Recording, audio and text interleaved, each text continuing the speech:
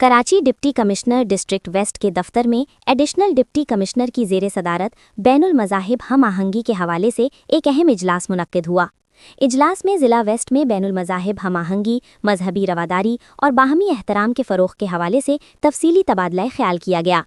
इस मौके पर इस बात पर जोर दिया गया कि तमाम मज़ाहिब के मानने वालों के दरमियान भाईचारे, बर्दाश्त और एहतराम को फ़रोग़ देना माशरती अमन के लिए निहायत ज़रूरी है।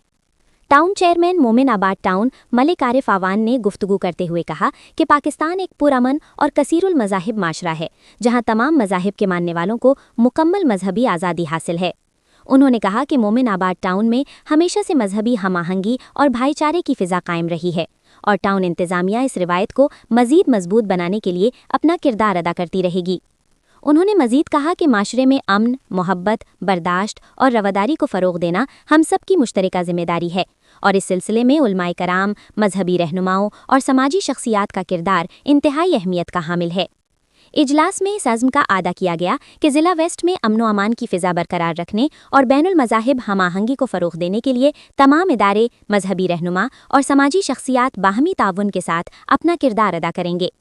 इजलास के इख्तिताम पर मुल्क और कौम की सलामती, तरक्की और बैनुल मज़ाहिब हम आहंगी के फ़रोग़ के लिए खुसूसी दुआ भी की गई।